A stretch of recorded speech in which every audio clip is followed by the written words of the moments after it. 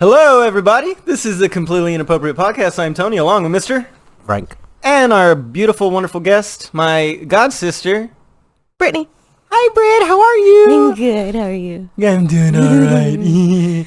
We've known each other a long time, pretty much since birth of one of us, anyway. Who was born first? I guess I'm older than you. You You can never tell nowadays with the way I act. 7 months older. 7 months older. 7 months old? Oh, yeah, you did that math the other day. I was like, why do you care so much? That's so odd. I don't know. I just thought about it. Oh, because you're like, we're the same age for 7 months. Oh, yes, that's right. That's what the age. Like, you're adorable. Mm-hmm. How you doing, Frank? Come talk into the mic. I'm okay. Just lean in with me, Frank. Come here. Come talk to me. Brittney didn't like that. I don't think the camera angle got that well enough. You want? Here, I'll lean back. Oh, God. All right, so Brittney is here because we just saw on ABC Family, the Family Channel. Is it a Christian channel? No, I always felt like it was one of those channels where you'd see like the Hallmark movies and shit, like the Lifetime originals. No? What is ABC nowadays? The production is the same, right? But now that they got those Disney bucks, it's a little bit better. Disney bucks. I thought they were Mickey Banks. Mickey. What do they fucking call them? Mickey Loonies. Oh, the fucking Disneyland cash. I don't know. Whatever. I was just making it up. Anyway. So Britt, hey, she's all annoyed over there. I'm not annoyed. I'm over here. You're gonna talk to me today? No, I'm good. You're excited. This was all your idea because your narcissist ass needed another. I need attention for the job that I do. No, that's not. I haven't seen since you got the job. I haven't seen you wear one shirt that wasn't related to You know what? Not whatever. one. Okay, relentless defender. Relentless defender shirt. Volunteer. Well, you're not a volunteer. Volunteer donor is what your shirt says. But yeah. So what do you do again for those who didn't catch you on the last time we had you on? I am an emergency dispatcher for the police department. Ooh, she saves lives, kind of. She sends people to save lives, yeah, it's a fucked up job. That is a stressful job. It's basically like dealing with the worst part. Only it's like being a principal for this set like this. Yeah. Yeah, because you have to hear all the bitching. Yeah, because you have to hear all the bitching, and then you have to send them to go you have to send the right teacher to go deal with the right, or the security to go deal with it, or the fucking janitor to go clean it up. So what you've been going through a shitload of these fucking stories. I had to stop listening the other day. We were hanging out. You were talking to some family about some stories that were going on of some shit that had been going on here in town. And I had to stop listening. You're like, nope, she's coming on the pod. Gotta save it. Gotta wait. I want to get this fresh. So what are some of the things that have been on your mind? Well, first, yeah, give us a fun little story. Fun story. You know, if I'm gonna be honest, I haven't had any fun ones. No, have they all been pretty fucking? They've all been serious. Yeah, you know, we had a 18-wheeler that caught about 28 illegals. Well, that's fun. That was an interesting one. It was a long call, is what it was. A long call? Yeah. Why? Well, because we get a call for suspicious activity, and they give us all the information. My guys go out there, and they see something that looks suspicious. But at the end of the day, we don't have proof that there was actually bodies crossing until when they did a turnaround, they see one body. Oh. So it was from one truck into an 18-wheeler, from a U-Haul into an 18-wheeler. So as he does his turnaround, they think that he can't see them anymore. They see a shadow go through. So with that's just probable cause to search the truck. Stay down, you dumbass. And apparently there was 28 bodies behind 4 crates of watermelons. Jesus Christ. So it just becomes long because then at that point we have to pass over to Border Patrol. And did you know, did they give an idea of the age of the people?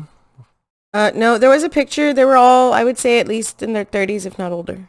Oh, okay. So an older haul. Yeah, it didn't look like any young. Is that the first time you've had? That's the first time I did. With the immigrant? Yeah. Not immigrants, the aliens. The illegals, yeah. Illegal. Can you still call them aliens, or you just call them illegals? I just say illegals. I don't know the actual. Well, because now you don't know. There might be actual aliens here on that Earth, is according true. to the Pentagon and all that. It's 2020 now. Who knows? Well, Frank, would you like to start asking questions of your own? Is there anything you've been wondering about the paramedic? No, not the blah blah blah blah blah blah blah blah blah. What are you Blah doing? blah. Blah blah blah. Dispatcher with the dispatch shit. Yeah. So I knew this girl, or I know this girl. She's from fucking since junior high, right? She's a cop, right? But she's a dispatcher. So I've seen pictures of her fucking dispatching, right? But in uniform, and I'm like, is it split up between like civilian job and well, cops is a civilian job, but between fucking regular jackoffs and fucking cops, or was it integrated into like how does that work? It could be if she works for a small agency. Yeah, I think so. Okay, so then for the small agencies, most of the times the officers end up helping dispatch just because they're so shorthanded. So like when I worked in Elsa, if I had to go to the restroom or something, my guys had to come cover. If we were absent, like if somebody was sick or something, they would cover the entire shift. So it's just kind of how that kind of works out. That's probably why. If there's days that she'll do like 4 hours dispatching and then the rest of her shift she's PD, like where she's working as an officer. Or it could just be that her uniform looks like an officer's uniform and she's actually just a dispatcher. I swear to you, there's some places that have those uniforms. They make sure to have the blue Like they on. have the pants like the cops, they have the button-up shirts like the cops, but they're dispatching. Even the badge? Well, actual badge, no, but an ID. Yeah, like it has. She had a badge. Oh, okay, then yeah, she's an actual cop. Badge? Oh yeah, then she's obviously a cop, Frank. She's just You covering. think they just give people badges? We don't need no stinking badges to be dispatched. I was like an actual badge or like a stitched on badge. You got some eggy in your face, man. That's nasty. Yeah. You got egg flint. Here, let me Gotta feed the beard, man. feed the beard. Brittney, what do you think about guys with beards? They're nasty, aren't they? Yeah. We are nasty. Both y'all. It's not my type That of beard. is gross. Not the type of beard I'm into. You're like that Astros. I just like it cleaned up. Yeah, you like an Astros baseball player. Like everybody's got to have a little stubble, but it's got to be perfectly manicured. And a nice ass. And yeah, there's no asses in this room. I'm not even trying to look, let me tell you. Anyway, so what recently there was a much harsher situation that occurred though here, wasn't there? There's some well, with here. with a kid. Was it a kid or an 18-year-old or something? It was a 16-year-old. 16. He was stabbed. Oh by shit. 2 individuals who were quickly put into custody and they were arrested. Where was it? Was it in a public location? Yeah, in private well, residence? I believe the city got a call about a body on the ground. Oh, a person fuck. down. By the time they got there was an extreme amount of blood that he had lost. So it didn't take a genius to figure out when they got there he was gone. Oh, okay. So, but how were the suspects detained? How did they get a hold of the suspects? From my understanding, because it wasn't my department, but from my understanding, they just had enough sufficient information that they were able to locate them. There's and enough people saw and yeah, shit. they were arrested within 2 hours of the incident. Yeah, I wonder if that's a bit like, I know there's a lot of communities where you wouldn't be able to get people to talk. You know, they'd rather it just be dealt with in-house, you know, so to speak, or within the community itself, like Chad. You know, that city that fucking opened up because of this shutdown and shit that ended up getting run through with fucking degenerates and fucking violence and theft and all this shit, and they didn't have any dispatchers to fucking help them fucking call the cops or anybody to help them. Yeah. What do you think of everything that's going on politically? You have any attitude towards it? I mean, no. I think there's just so much different points of views that I do understand certain parts that I don't agree with, but then I understand my side. Well, excuse me for interrupting, but that brings to mind exactly the job that you have. It doesn't matter who you're talking to. It doesn't matter the attitude that they're bringing. You have to maintain a focus on what the truth is, what the honest reality of the situation is. There's no time for emotion. There's no real acknowledgement of somebody being, I mean, we saw the whole reason we decided that we needed to have you on was because this Luke Wilson show on ABC, which is what we started to talk about, that we deviated from a bit, but It's called Emergency Call. Mm-hmm. With Luke Wilson on ABC. You can watch the shows on Hulu if you guys have it. I watched it twice. I watched it 2.5 times. Because the night it came out, it was a work night, and it was like it came out at like 9 o'clock at night. I was like, I'm in bed by like 8:30. I can't do this. I stayed up till 9:30. I watched the 30 minutes of it. I didn't realize it was a 40-minute show, so I could have just stayed up 10 minutes and finished it. But then I watched the rest of it again last night, and then I watched it again this morning partially. And it's just fucking epic. And at some point you realize it's just fucking one problem after another. It's you what if the phone's hell? ringing, it's a problem after another. But did you realize that when you signed up for the job that like I'm gonna have to deal with other people's bullshit for the rest of time? I mean, I knew that. I just didn't think I understood the level at that time. I didn't understand the severity of it, the drama of it, the exhaustion of it. Did you is it a higher, I assume that it's a much higher level of stress than you anticipated. How about the work hours are insane. Is that balancing out for you? 'Cause it is now. Real quick, how long have you been doing this now? I've done it a little over a year. Jeez, a year and a month is how long I've been doing it in general. Yeah. Right. And at this location? At this location, 7 months going on 8. Okay, so you split your time up between these two locations, and did you notice any difference between the two houses? And what causes a difference? What kind of differences did you notice, and what caused those kind of differences? More calls, but it's a bigger agency, it's a bigger city, so you're dealing with more. When I was in Elsa, I didn't have to worry about EMS. Oh yeah, true. I didn't have to worry about that, and even then the calls were. Wait, why didn't you have to worry about EMS? Because we would just call another company. We wouldn't dispatch for that EMS.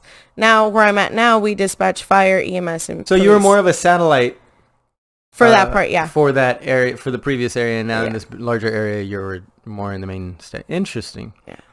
And what type of calls would you get in the smaller community that you? Or I guess it was the same. I'm sorry, you're a satellite, so you're still dealing with the same type of calls. Yeah, so it's just the people.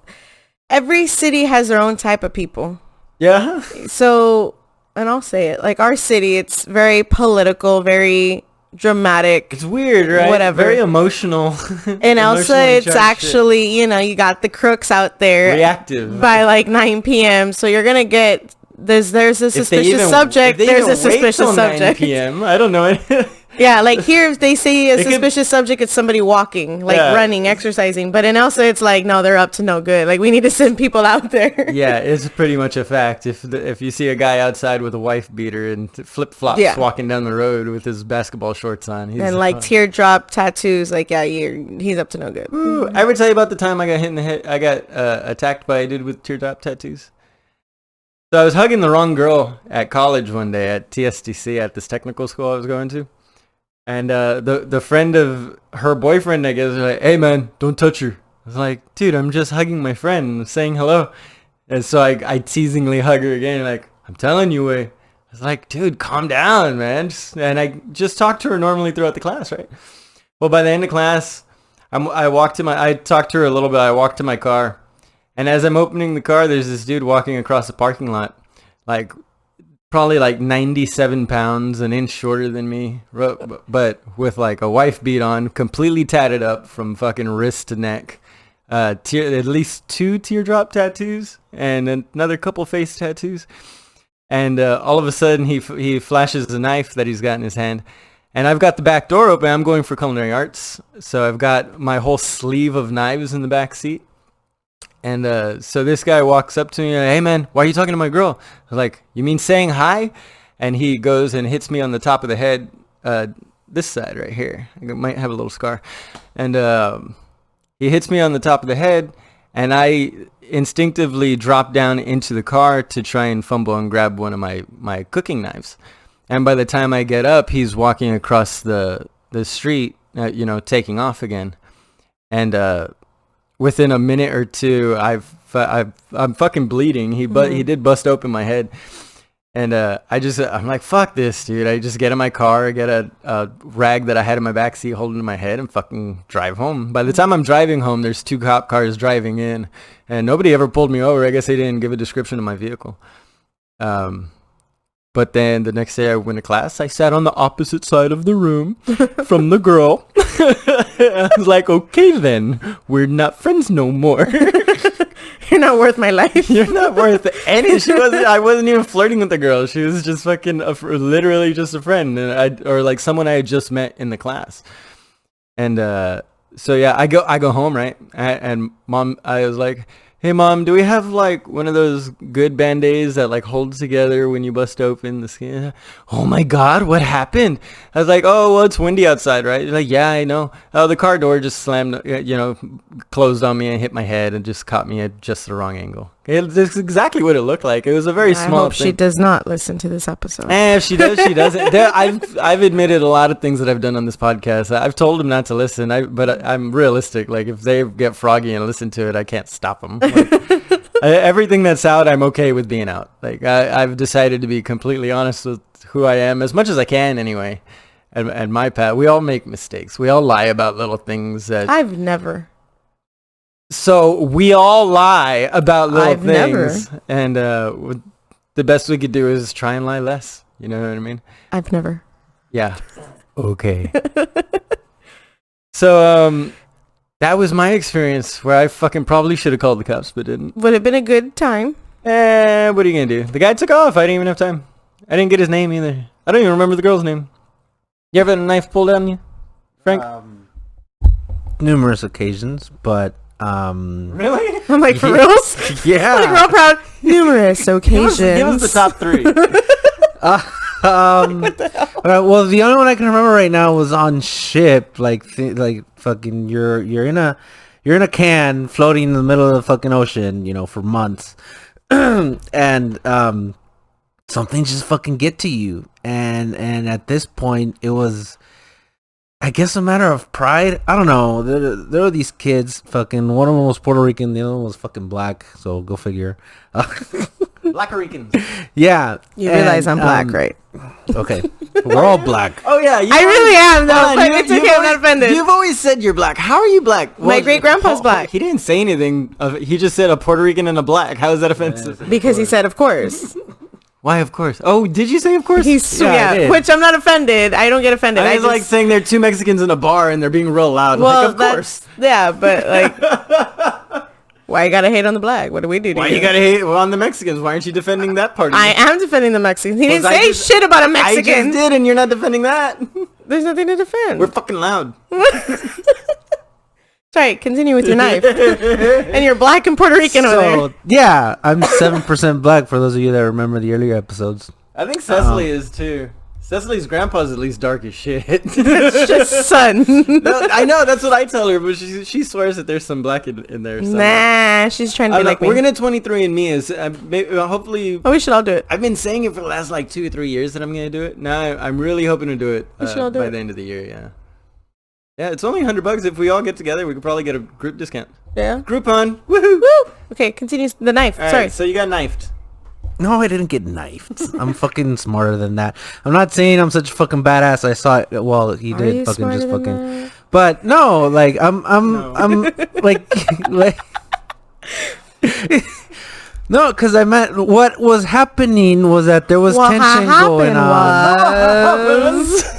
There was tension going on because of seniority. So this Puerto Rican kid was all... I thought you said they were Puerto Rican and black. Now one was Puerto Rican, Mexican? One was black. He's talking about the Puerto Rican right now, not the black seniority.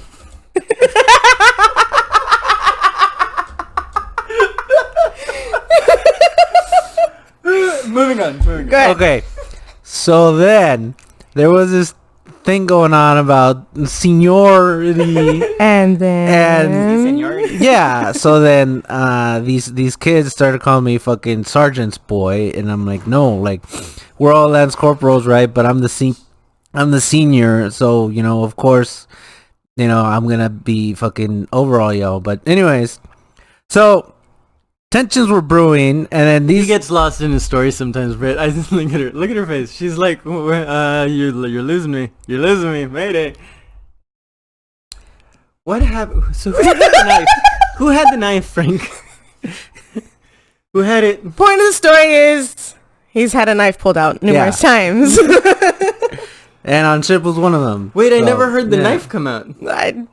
There was a black and a Puerto Rican. That's about as far as I got. And then he was a senior. And the Puerto Rican called him sergeant. That's all I got. Yeah. Okay. No. Yeah, they called me sergeant's boy because it was a fucking sergeant, a corporal, and then somebody had to be in charge when those two weren't fucking in the picture. And that responsibility came to me. And these guys didn't like that because, you know, I come off as a fucking idiot or whatever. Or an asshole. So what'd you do to piss off the Puerto Rican? Nothing. I was doing my What'd you do to piss off the black guy? I was doing my fucking job. That's what I was doing. But because there's the rooms that you sleep in on ship, they're called birthing areas. So then there's a general population, and then there's the leadership fucking birthing. I got in the leadership fucking birthing. So it was the sergeant, the corporal, and me, and then the other senior below me. And so then everyone else was all bunched up into this fucking big ass fucking room. So we had fucking room to stretch our legs. These guys didn't like that because they had to stay with fucking bunch of sweaty fucking men and not have room to fucking breathe. I guess I don't know, but I ended up in the fucking birthing population, in the general population anyway. I would the knife? I would like for the Mr. Puerto Rican or the Mr. African American to contact us so you can come say your side of the story, because you'll probably finish it before Frank does. Yeah, please. When do they come back into the story? You mentioned them at the beginning. They were I don't know why we needed to know where they slept, who had space for legs, who didn't. Like, where's the knife? You see, I'm not the only one that understands that you have trouble telling stories, Frank. Thank you. I need a justification. Mr. Puerto Rican, Mr. African American, please contact us. So real quick, what was the very last thing that happened before the knife came out? It was us. It was a fucking. What happened, Frank? It was me. They caught me off guard, or fucking. At least I think they did. Well, they kind of did. They caught me off guard. Right, we were fucking downstairs in the fucking. I have an ulcer. You just gave me an ulcer. I haven't had ulcers in years. They pulled a knife on him for sonority. That's all we got, guys. So, Britt, we are done with that. I'm so sorry so for it's that. okay. To the listeners, I don't know if I should trim at least half of that down just for the sake of argument. I think I'm going to take over Frank's spot. Well, could you please let me know, have you ever been attacked? Have you ever had a situation where another girl pulled a gun on you or not a gun, a knife? We got real serious. A knife or fucking... nobody pulled it out on me. I pulled it out on a guy. On a guy? Yeah. Ooh. Because he was kind of like stalking us. So. Being aggressive? Yeah, me and my cousin, I went to the gas station. Hold on. Frank, take notes on how to tell a story. Okay. Listen closely on how it flows. Me and my cousin, I went to a gas station. We had been out. We stopped at the gas station, putting gas. She's in her car. I'm in my car. I went to go pay for both of us. When I walk out, the guy's approaching her. I always carried a pocket knife. So that would be the knife that I pulled out. Not a big old knife or anything. But I immediately took it out. I had it in my sweater so you couldn't see it. And she's like, no, like, leave me alone. I went to, and I was like, hey, like, just leave her alone. He's like, well, what's up? And I was like, no, dude, like, I said, leave us alone. And I had the knife out. You pulled it out? And he's like, whoa, dude, like, I was just trying to hang. We don't want to hang. Like, get out. Yeah. And then we jumped in the car and we left.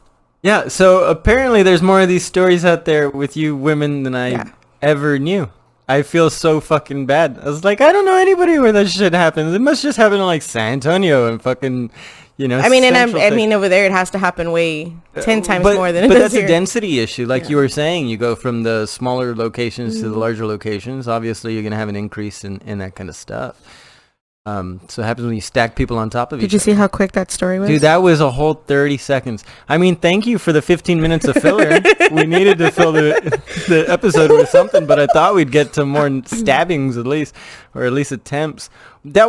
She went through a whole story in the time it took you to tell a quarter of your one story. And you're like, I've had many knife situations. I don't know. Never gonna know about them. Not a single one. Maybe it's because we record this in the morning. We didn't even get through the first one. That's what he claims. He's like, that one time we did this at 1 PM, it was great. I had so much energy. I was like, yeah, because you slept till 11. Yeah. Like, that's not a normal thing. Maybe one day we'll do it at 9 PM for Frank. I have a family and a job, and there's certain things that I've got to maintain. That sleep schedule is one of them. I gotta wake up early and get shit done by noon, man. I got shit to do this afternoon. My schedule's changing. I'm excited. Yeah, you're finally getting a weekend day back, right? Weren't you working all weekend? Yeah, I'll have Fridays and Saturdays off, and I'll only work 2 to 10. Yeah, so those of you looking to stalk her and follow her schedule, there it is. Just remember, she'll knife you. So have you ever had any situation? Let's go back to girls, though. Like, have you ever been in a bar fight or anything? Because I grew up with you. I know that you used to get a little rowdy with the drinks.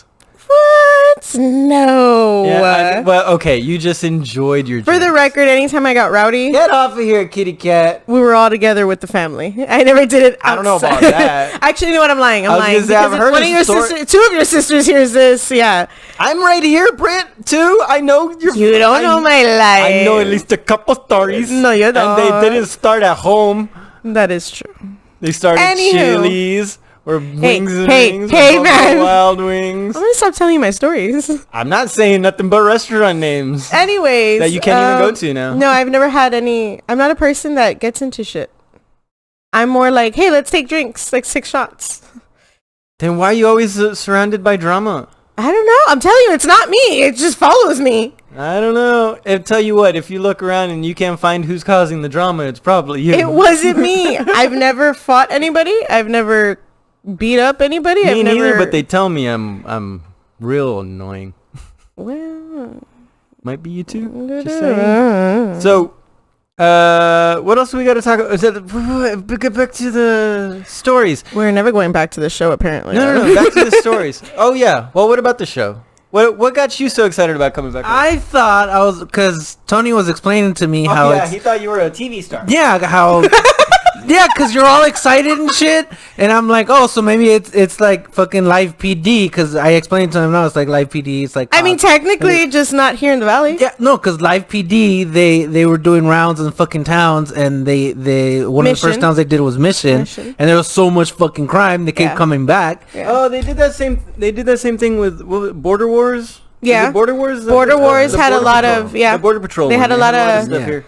And then- Falfurias. And then with Luke Wilson being a fucking Texan, I figured he'd be like, oh, let's go to the most fucking riddled with crime fucking towns. One fucking down here, there's plenty. And yeah, the show it started with fucking Austin. I'm like, okay, cool. And that's when fucking Tony texted me something about something, I don't know. And he mentioned the show, and I'm like, is she in it? And he's like, no. I'm like, oh, okay. All disappointed. Okay. I know, it's just... The thing is, when it comes to dispatchers, they're not recognized enough in the law enforcement because they're behind the scenes, and I get it, but nobody understands that level the of shit stress we have to deal with. You get that first wave of stress from these people. Usually by the time the cops are there, you've already calmed down the person at least a fraction. But then the stress doesn't end there. The stress No, doesn't of just course end not. with the caller, because now we have to make sure our officer's safe, our paramedics safe, is the fire safe, if it's a structure fire or any of my guys in the line of a gas line that they're going to blow up and die. Like, No we have to shit. think with things like that. The same thing with disturbances, domestic disturbances. When the cops show up, does anybody have any weapons in the house? Are they lying that they don't have weapons? And now I have 3 officers that are shot and dead. Like, it doesn't end just with the complaint, the person calling in. It continues until the entire scene is so cleared. each dispatch unit is there from beginning dispatcher rather is there from beginning to end of the particular situation. Yeah. So the way we have it in our city is we have somebody that does PD, which only focuses on the radio, the officers. The middle station handles phone calls and backs up that person with the radio.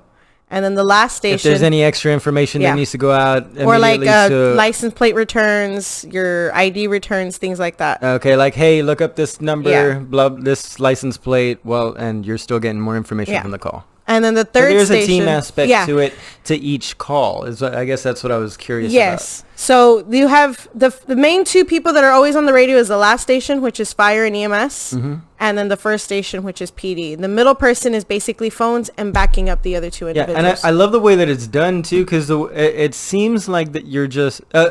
it's something that's noticed on the show, is that when they're talking to the caller, the victim or whatever, what have you, that called...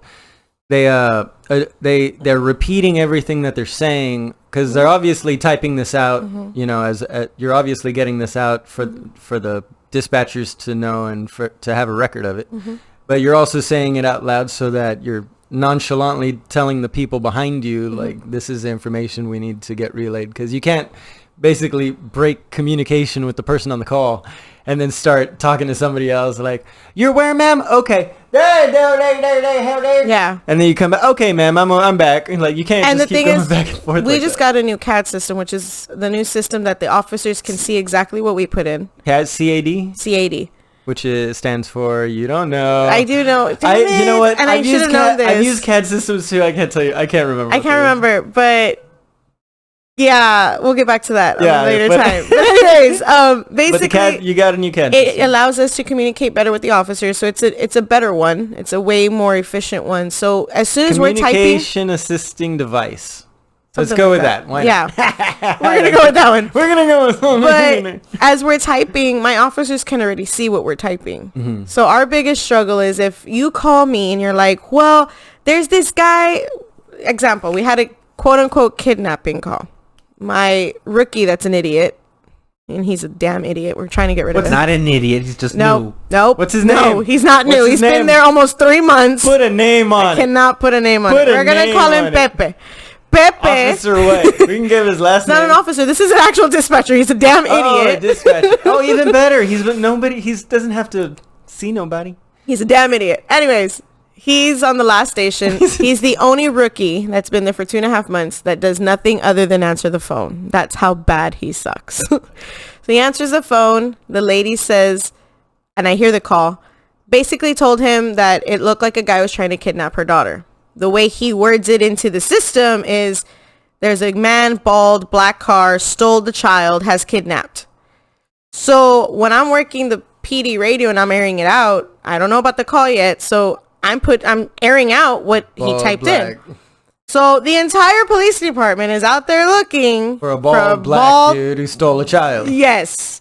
When the child is with the mother the entire time and the guy was just passing by. Oh, wow. So you have to be careful with what you type too, because in this system, we can't go back and edit. We can't erase. Once it's in there, it's in there. So what happens in that situation? I have to correct You just myself update. and I look like the idiot. Well, why do you look like you? Because there's no explaining why all the information has just dramatically changed from one to the other. It's So- like that one call on the show. I mean, you should watch the show because any spoilers we can give on it doesn't do it justice for the emotional reaction that you could see on their faces. And you feel it. Yeah, I mean, and it was something that I told you after watching it the initial time. I saw you the next day. I was like, after watching their poise and the way that they communicate and the way that they're able to compartmentalize their emotion in the situation where they need to hone in their ability to just fucking put things straight. I could see in you exactly where that comes from. Like, you've always been kind of a mother henish kind of person, a little bit neurotic to the point where you're concerned about problems that aren't yours. But now you found a way to utilize that in such a fucking amazing way. I can't believe how you fell into it. I mean, I hope you do you see yourself spending a long career in this? Oh yeah, I can't picture. There's nothing else I'd rather do. As much as I can bitch and complain about it every fucking Well, day. of course. That's the best part of work, though, is bitching and complaining about it. There's nothing I can even imagine myself doing anymore. That's beautiful, except for this podcast. Yeah. You're always so excited. You're like, let's get rid of Frank. I want to be here. I didn't say let's get rid of him. He's right here. It's implied. Every time I didn't say that. Every time we hear his stories or fractals of stories. It's going to be okay, Frank. Anyway, turn around. Where are we at here on time? What does that say up there? 34. Oh, good. We have enough time for one Right? more story. So we recently had oh, wait, no, we already told that story. Do you have any other stories?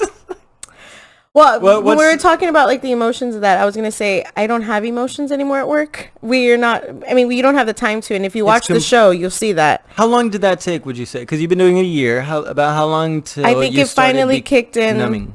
about 3 months ago, maybe 2.5 months ago was Now, where. Can you differentiate it between being jaded, where you just like you don't give a fuck? Like, Is there a concern that at some point that understanding of the situation, that passiveness emotionally is going to turn into a jadedness where you learn like, well, everybody that's calling is just a fucking idiot because 9 out of 10 times this isn't anything I mean, I would say I'm there, but when I do get a serious call, I recently had a call. The guy had drove into a drive-through. Mm-hmm. And he called first, and he was still in his vehicle, but he was pinned in his vehicle and died on me on the phone. Fuck. So that one, you're gonna carry that. That one was a little rough, but I'm over it. Yeah. And that was last week. So it just depends. The thing is, when you're at work, when we're doing it, we don't have that time to sit there and sulk in it. You go through it. Shit, he's gone. Well, okay. It's a next call. It's a beautiful opportunity for a spiritual awakening in a sense, which allows you to understand that life is unforgivable. Life is unfair. Life isn't fair or unfair. Life is. That's the full sentence. Life is. Yeah. You can't control it. You can't ask for anything. If you believe in a deity, if you have a Catholic God or Christian God, you believe that, it's his plan. Like, if you don't believe in God, you might think, well, it's just nature. It's just the way things unfold. And once you can come to terms with that, you could really find a peace in yourself. And I've seen it in you. You just seem lighter. And it may be more so in the last 3 months or so that I've noticed it. Or you seem like you've gotten a hold of your schedule as well too. Mm-hmm. That's always the hardest part. Yeah, we were just talking about it because I had an incident at work where my coworker had to call EMS for me. I got real shaky, and right. I'm not a person that drinks water, and that's probably the bigger part of the problem. But I probably drank 15, 20 glasses of water that day, and got a little dizzy, fell down, and they basically said, you're exhausted, your appetite's all over the place. And it's really from the schedule. I was gonna say, do you think it has, so at this juncture it's more to do with the schedule rather than it does with the emotional toll that it's taking? Yeah, I mean, I would say both, but the majority of it is the schedule. In this situation, I mean, of course 2 months from now you may have a series of calls that just take you over the edge and you're just emotional. Now, has that happened to anybody since you started this career? Is that where somebody just had too emotional a reaction and they needed to take some time off? Not that they needed to take time off. We did have one of the new guys that took a call. It was his first DOS, dead on scene. He took the call and he didn't know how to handle it because, when you lose a family member, you're calling, screaming at us like, hey, this person's either dead or dying, like, get me somebody. And we understand that. But he had never experienced a yelling reporting party. And so it was his first one. And for a DO, that's just rough. So it took him some time, and we explained to him, hey, it's either you're going to figure it out or this isn't for you, because that's not your only one. You're going to have, we get dead on scenes probably 2 to 3 a day. And that's maybe the wrong number, to be honest. Might be more than that, but there's so much to talk about on this. That show really gave a lot of thought. You have to watch the show. And it has a 9-year-old doing CPR and a grandfather. That's the one I was about to bring up, but I was like, we'll go on for fucking 10 minutes. We'll have to talk about that one next time. I want to save that for the next episode. We'll open up with that, and then we'll get into we'll be able to see another episode because another one comes out. Maybe we'll get a little bit into your personal life. Maybe. Learn a little bit about who Brittney is. Maybe even put out what do you call it? An APB for any potential BFs. Maybe. Or GMs. I don't know. We'll talk about it. I'm trying to get one right now. So this has been the Completely Inappropriate Podcast. That was nice. Good little teaser there. Trying to get rid of one. All right. So this has been the Completely Inappropriate Podcast, everybody. I am Tony, along with Mr. Frank. And there's his dulcet tones again. Did you miss him? We lost him for a little while. Well, we kicked him out for a little while. Anyway, he's back. We'll get him back on the next episode, guys. Remember to find your in case you guys are new, remember to check us out on Instagram at CI Podcast, on Twitter with Completely Inapt. That's with 1 P at the end. Find us on YouTube, BitChute. Support us, guys. Follow along. Give us stars, all the stars, because we're startastic. We're starific. We are just superstars, aren't we? All right. Well, Frank, what do we tell the people? Be excellent to each other. Find your motherfucking happy. Try to be better than you were yesterday. Love you, Britt. Love you, bye. Love you, Frank. Say bye. Okay. Say bye, Frank. Bye, Frank. Bye.